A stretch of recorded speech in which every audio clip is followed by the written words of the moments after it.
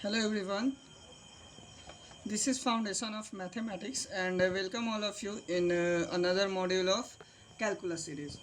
In the previous lecture we have already deal with differentiation and differential calculus, and in this module we will start another topic of calculus series, that is application of derivatives. Actually, application of derivative is a just practical implementation of differential calculus, right? So, in this lecture, we will learn to dealing with questions in accordance to our daily life problems, right? As it is, how can we solve the problems of or the daily life problems by the help of differential calculus. So let us see with some examples and some other illustrations. So before starting the chapters, I will clear some things about differential calculus, right? So in this problem you should have best approach of understanding the problems speaking in your books, right? So let us see. तो जैसा अभी हमारा module complete हुआ था differential calculus का, अब हम application of derivatives शुरू कर रहे हैं, राइट? तो एप्लीकेशन ऑफ डेरिवेटिव्स एक इम्प्लीमेंटेशन है, या हम कह सकते हैं डेली प्रैक्टिकल्स है, डेली लाइफ का एक एप्लीकेशंस है जिसे हम सोल्व करते हैं डिफ्रेंशिएशन के थ्रू। तो चलिए इसे हम थोड़ा देखते हैं कि कैसे हम इसे डील करते हैं इससे। और इससे पहले आपको जो है काफ़ी अच्छी कमांड होनी चाहिए, आपकी कमांड प्रॉब्लम सॉल्विंग स्किल्स पे, राइट? आपको इसमें वर्ड प्रॉब्लम मिलेंगे, लैंग्वेज प्रॉब्लम्स मिलेंगे, और चूँकि बुक्स मैंने आपके सामने रखा है, RS अग्रवाल बुक्स है, आप देख भी पा रहे होंगे। यहाँ से आपका एक्सरसाइज शुरू भी है, राइट? 11A जो एक्सरसाइज है वो यहाँ से शुरू भी है। कुछ प्रॉब्लम्स मैं आपसे डिस्कस करूँगा और कुछ आप करेंगे, और बाकी जो आपको प्रॉब्लम आएगी you can pin in the comment box, right? चलिए अब हम देखते हैं कुछ इसके प्रॉब्लम्स। तो एप्लीकेशन ऑफ डेरिवेटिव्स में हमें एक्स्ट्रा जो ज़रूरत पड़ती है वो लैंग्वेज की भी पड़ती है। सबसे पहले हम क्वेश्चन को पढ़ते हैं, समझते हैं, अगेन हम उसे सोल्व करते हैं, राइट? तो जैसे कुछ फार्मूलाज इसमें गिवन है, जैसे मान लीजिए x is equal to FT, y is equal to GT, then according to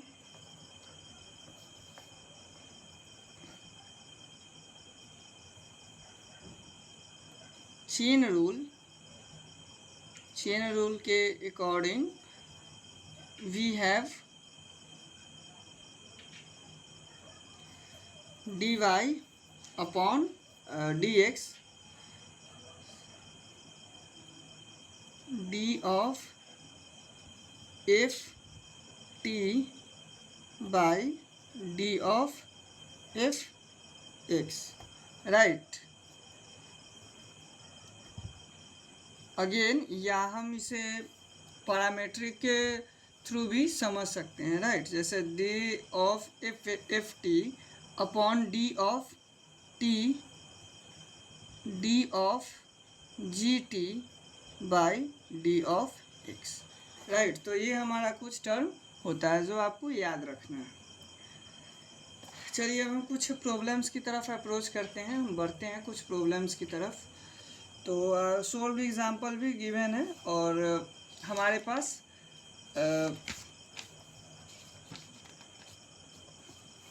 books के प्रॉब्लम्स भी गिवन है। चलिए अब हम टैकल करते हैं डायरेक्ट एग्जाम्पल के प्रॉब्लम्स के साथ साथ कुछ एक्सरसाइज के प्रॉब्लम्स के साथ भी। तो आप जैसा देख पा रहे हैं, सबसे पहले क्वेश्चन 11A में क्वेश्चन जो है वो दिया है, the side of a square is increasing at the rate of 0.2 centimetre per second, find the rate of increase of the perimeter of the square.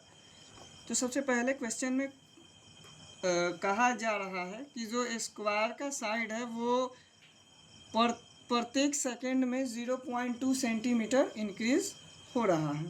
Find the rate of increase of the perimeter of the square. चलिए सबसे पहले exercise 11A question number 1।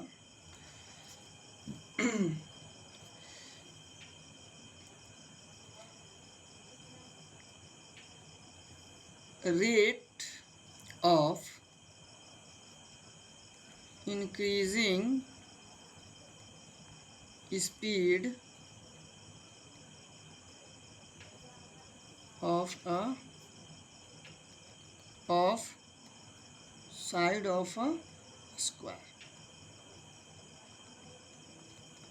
It is given that 0.2 centimeter per second. Right. अब perimeter of square आपको पता होगा अगर आपने 7th class में पढ़ा हो तो, जो कि होता है 4 इंटू साइड।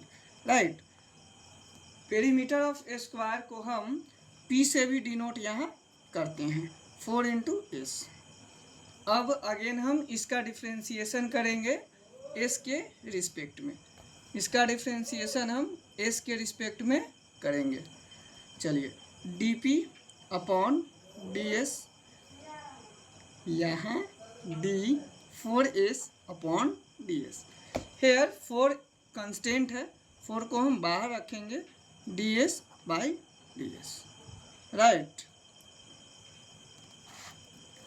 अगेन हम ds का डिफ्रेंसिएशन x के रिस्पेक्ट में फाइंड आउट करेंगे, ds अपॉन dx। यहाँ rate of increase of speed को हम ऐसे भी चूंकि लिख सकते हैं, ds अपॉन dx। आप इसे ध्यान रखिएगा थोड़ा कि हम ये जो रेट ऑफ चेंज, मैंने पहले ही लेक्चर में आपको बताया था जब मैंने कैलकुलस शुरू किया था कि हम कैलकुलस क्यों पढ़ते हैं, तो आपको मैंने बताया होगा जब आपने मेरे वीडियो को प्रीफर किया होगा, वॉच किया होगा, तो कि जब किसी भी ऑब्जेक्ट के रेट में चेंज होता है टाइम के सिमुल्टेनियसली, तो हम कैलकुलस का स्टडी करते हैं। राइट। तो यहाँ ds upon dx 0.2 centimetre per second होगा। 4 इंटू ds अपॉन dx की value 0.2 centimetre per second, then value is equal to 0.8 centimetre. ये हमारा आंसर होगा, यानी कि 0.8 सेंटीमीटर वो रेट चेंज करेगा अपनी। राइट। यस, आप यहाँ देख भी सकते हैं आंसर जो है वो गिवन है यहाँ। चलिए अब हम आगे बढ़ते हैं।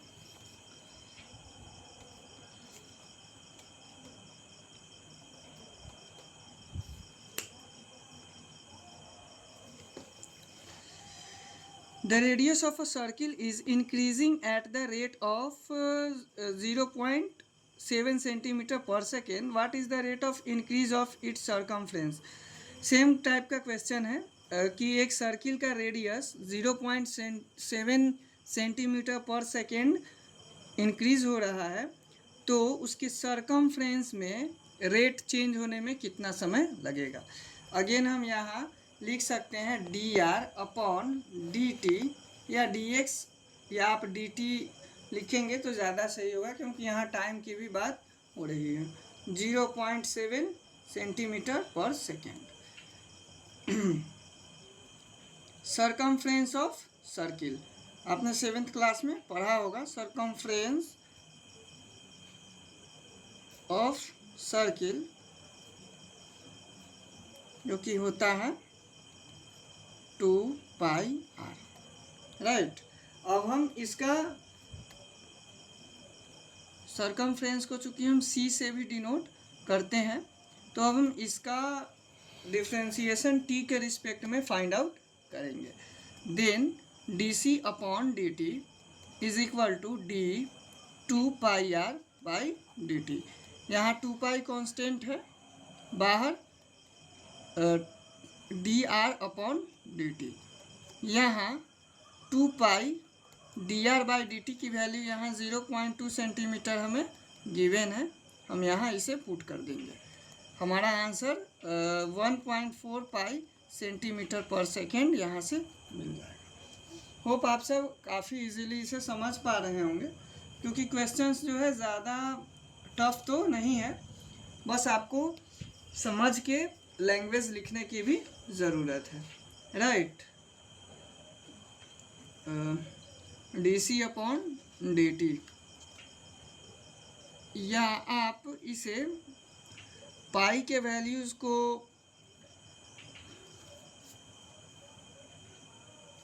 कट करके भी लिख सकते हैं, जैसे 1.4 इंटू 22/7 सेंटीमीटर पर सेकेंड, क्योंकि आपका आंसर जो है वो चेंज करके दिया हुआ है 0.2, that will be 4.4 centimetre per second. आपका आंसर कन्वर्ट करके यहाँ गिवन है। चलिए अब हम कुछ क्वेश्चंस आपको मैं बताऊंगा।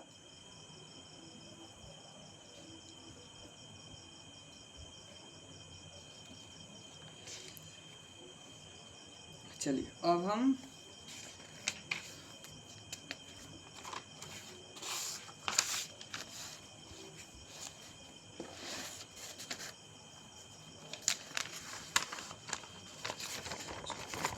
देखते हैं 3 नंबर क्वेश्चन, राइट। अब 3 नंबर क्वेश्चन आपको जो कि गिवन है, the radius of a circle is increasing uniformly at the rate of 0.3 centimetre per second, at which rate is the area increasing when the radius is 10 centimetre. यहाँ question है कि circle का radius uniformly 0.3 centimetre per second increase हो रहा है, यानी कि dr/dt is equal to 0.3 centimetre per second given है। एट वाट रेट, किस दर से, रेट से एरिया इंक्रीज होगा जब हमारा रेडियस 10 सेंटीमीटर हो। तो area of circle is equal to πr², right, यानी कि a is equal to πr² होता है। अगेन हम इसका डिफ्रेंसिएशन करेंगे t के रिस्पेक्ट में, तो πr²/dt। पाई कांस्टेंट है, r²/dr into dr/dt, pi into 2r dr/dt। dr/dt की वैल्यू यहाँ गिवन है pi into 2r 0.3 centimetre per second. यहाँ कहा गया है कि हमें पाई की वैल्यू जो है वो लेनी है 3.14। इंस्ट्रक्शन में गिवन है 2r, r के जगह पे 10 सेंटीमीटर और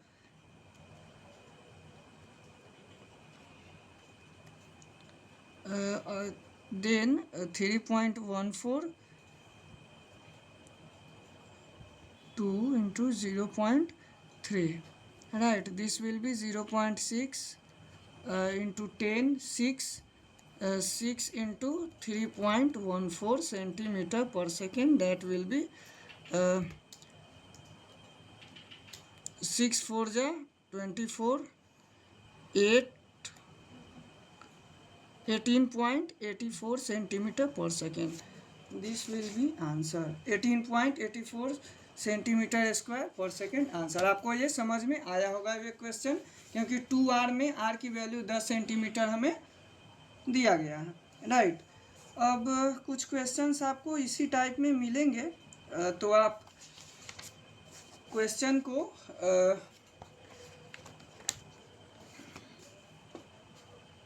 क्वेश्चन 7 नंबर तक तो उसी टाइप में है।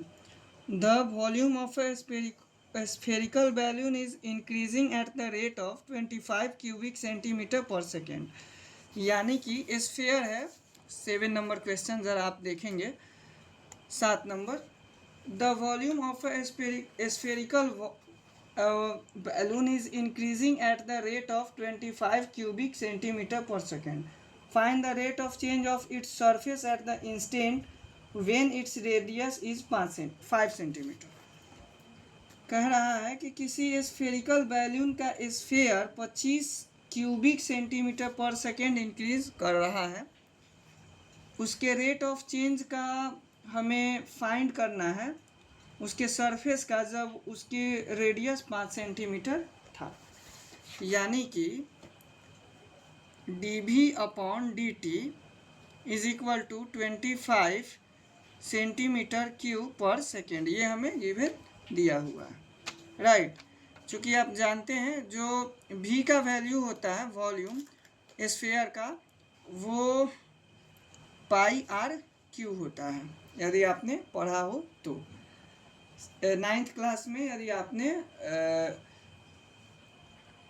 मेंसुरेशन के अंदर इसे पढ़ा होगा तो स्फीयर का जो वॉल्यूम होता है वो πr³ होता है।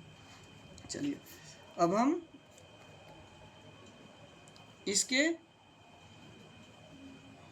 इसका हम यूज़ क्वेश्चन में बाद में करेंगे। Find the rate of change of its surface at the instant when its radius is 5 centimetre. Its surface, I mean surface कहने का मतलब टोटल सरफेस एरिया हो सकता है, right. Total surface area of sphere is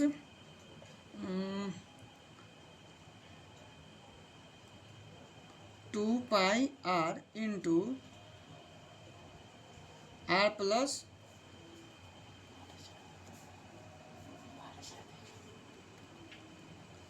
dv/.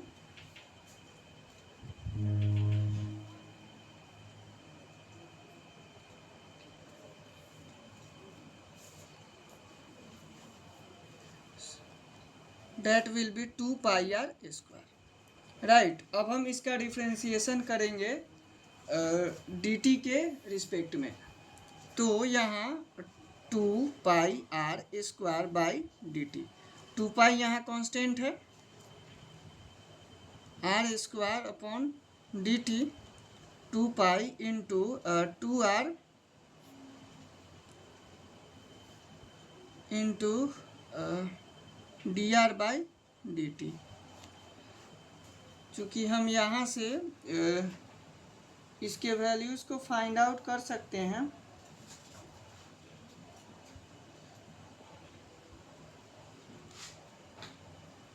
dv/dr, this will be 3πr², right। dv/dr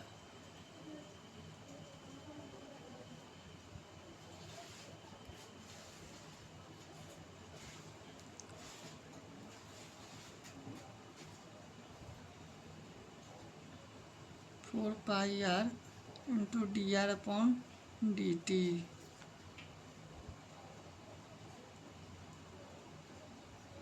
again हम इस यहाँ से r की वैल्यूज़ भी फाइंड आउट कर सकते हैं। The volume of a spherical,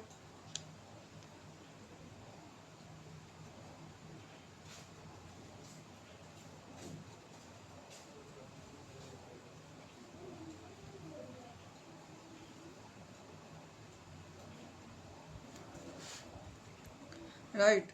तो यहाँ से dr/dt की वैल्यू 3πr², पाई की वैल्यूज़ हमें यहाँ यूज़ करने के लिए नहीं है। आप चाहें तो इसे यूज़ कर भी सकते हैं और नहीं भी कर सकते हैं, राइट। चलिए अब हम कुछ अदर प्रॉब्लम्स देखते हैं।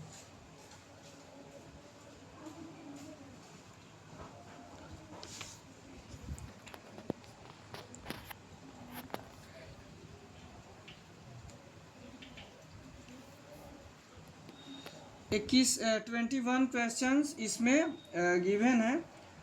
तो इसके अलावा आप चाहें तो एग्जाम्पल से भी क्वेश्चन सोल्व कर सकते हैं, राइट। एग्जाम्पल से अगर आप क्वेश्चन सोल्व करेंगे तो आप ज़्यादा एबल होंगे इसको सोल्व कर पाने में।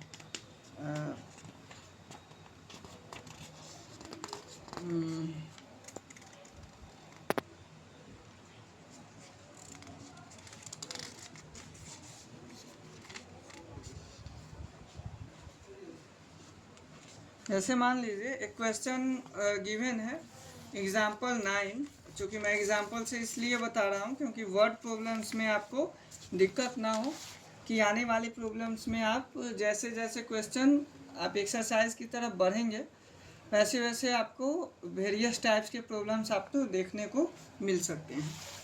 तो सबसे पहले क्वेश्चन मैं सॉल्यूशंस को यहाँ हाइड करता हूँ और फिर क्वेश्चंस को आपके सामने रीड करता हूँ। Sand is pouring from a pipe eight the rate of 12 centimetre cube per second. Sand जो है pouring कर रहा है एक पाइप से 12 सेंटीमीटर क्यूब पर सेकेंड से, यानी कि यहाँ तो वॉल्यूम की बात हो रही है, राइट। ये हमें उसके यूनिट से समझना है। The falling sand forms a cone, यानी कि गिरता हुआ जो बालू है वो कोन बना रहा है ऑन द ग्राउंड, ग्राउंड पे। इन सच ए वे डैट, इस प्रकार जैसे कि height of the cone is always 1/6 of the radius of the base. इस प्रकार है कि कोन का हाइट हमेशा उसके बेस के हाइट का 1/6 पार्ट है। How fast is the height of the sand cone increasing when the height is 4 centimetre. कितना तेजी होगा, यानी कि कितने तेजी से उस कोन का हाइट इंक्रीज होगा जब उसका हाइट 4 सेंटीमीटर हो। होप आप क्वेश्चन अच्छे से समझ पाए होंगे। चलिए, तो सबसे पहले आप मान लीजिए कि एग्जाम्पल 9, मान लीजिए कि रेडियस जो है, let the radius of sand be r and volume is भी रिस्पेक्टिवली, यानी कि रेडियस ऑफ सैंड आर है और वॉल्यूम भी है, राइट। चलिए, देन यहाँ समझने की कोशिश करते हैं। The falling sand sand forms a cone on the ground, यानी कि जो बालू रेत गिरता है वो कोन का फॉर्मेशन करता है ग्राउंड पे। Such a way that the height of the cone is always 1/6 of the radius of the base, यानी कि हाइट जो है वो हमेशा रेडियस का 1/6 है, r/6 या r ऑफ 1/6, राइट, r/6 है। सबसे पहले इंफॉर्मेशन हमें यहाँ से मिला है। हम यहाँ से r की वैल्यूज़ r6h यूज कर सकते हैं, राइट। अब कोन का वॉल्यूम अगर आपको याद हो, वॉल्यूम ऑफ कोन जो कि होता है 1/3 पाई आर स्क्वायर एच, अगर आपने 9th क्लास अच्छे से पढ़ा हो तो।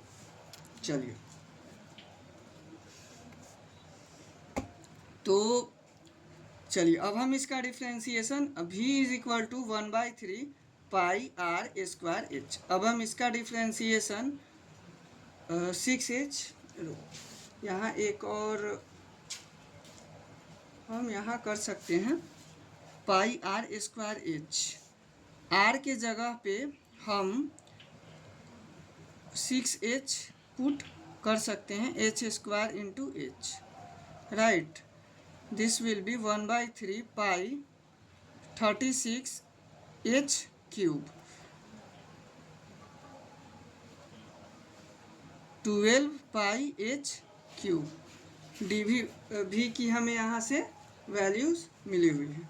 चलिए, अब हम इसका डिफ्रेंसिएशन t के रिस्पेक्ट में फाइंड आउट करेंगे। D pi q pi h q by d T.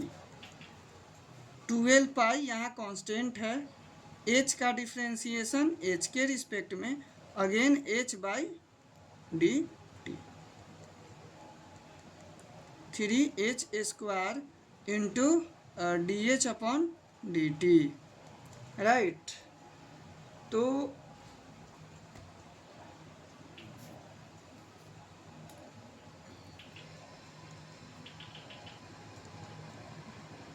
Again 36 pi h square into d h by d t, right. अब हम इसे d h upon d t is equal to लिख सकते हैं 12 by 36 pi h square 1/3 pi h square, right. कुछ इस प्रकार इस फॉर्म में हमें इसकी वैल्यूज़ मिलेगी। Again d h by d t is equal to 1/3 pi h square. अब चूँकि इसका हाइट 4 सेंटीमीटर हमें दिया हुआ है, क्वेश्चंस में ये कह रहा है कि इसका हाइट 4 सेंटीमीटर होनी चाहिए। चलिए अब हम 4 सेंटीमीटर यहाँ वैल्यू पुट कर सकते हैं। 4 सेंटीमीटर, एच के जगह पे 4 सेंटीमीटर यहाँ हम वैल्यू पुट करेंगे। 1/3 पाई, एच के जगह पे 4, 1/3 पाई इंटू 16, 1/48 पाई।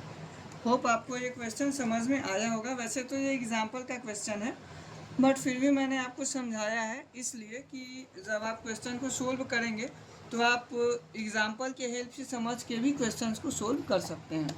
ऑल्दो आपको प्रॉब्लम्स आती है, then you can pin a message in my comment box, right. चलिए यहाँ आपको अच्छे से दिख पा रहा होगा कि मैंने इसको प्रॉब्लम को कैसे सोल्व किया है, राइट। चलिए अब चूँकि प्रॉब्लम्स तो इसमें काफ़ी ज़्यादा है, एक क्वेश्चन 13 नंबर क्वेश्चन आपको सेम मिलेगा। Sand is pouring from a pipe eight the rate of 18 centimetre falling form a 1/6 of the radius of its base. Question जो है काफ़ी सेम है, सिमिलर है, तो 13 नंबर क्वेश्चन आपको खुद से ट्राई करना है, राइट। चलिए